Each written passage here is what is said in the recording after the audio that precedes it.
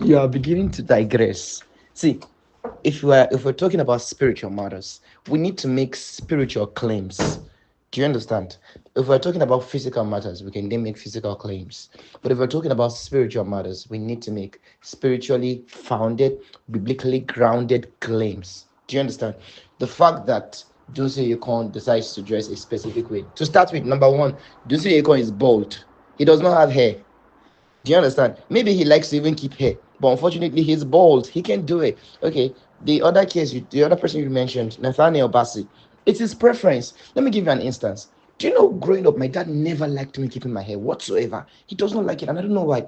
Later on, I got to find out my dad actually he's more comfortable without his hair. He's just more comfortable with low skin.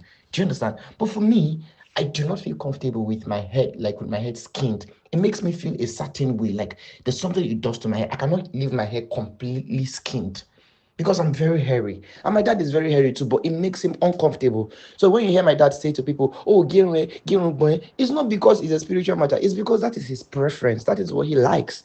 And that does not, it doesn't make me any less spiritual because I keep my hair and my dad decides to not keep his hair. So I don't want us to look at these things or judge them from a, an outward kind of view. Now, if you look at the scriptures, you'll see how that when the prophet went to the house, that's Prophet Samuel now, went to the house of Jesse to anoint a king, he looked at the firstborn Shammah. He said, surely this must be the one. Look at him, tall, handsome, looks everything that we call quote unquote Christian today. Abi, like there are some outward things we look at.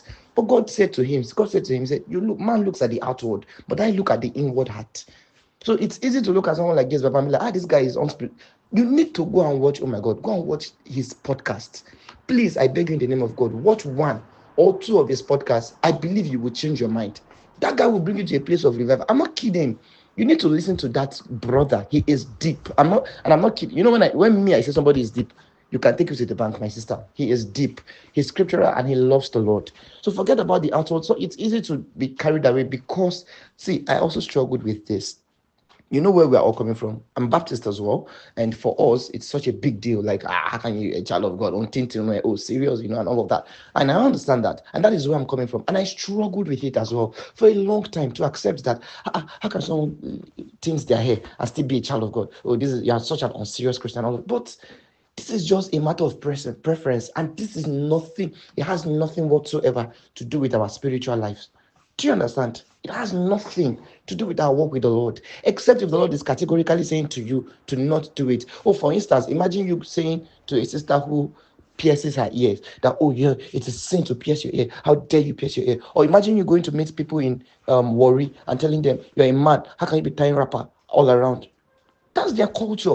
So you must realize that it's just a preference thing and it's a cultural thing. And God created all these cultures. He understands the diversity of all these cultures and this worldview and this lifestyle. And God is able to accommodate it. So the fact that is not congruent with our own culture or our own, typical African setting culture does not make it wrong. That's what I want us to realize. God help us. Let me stop here for a bit.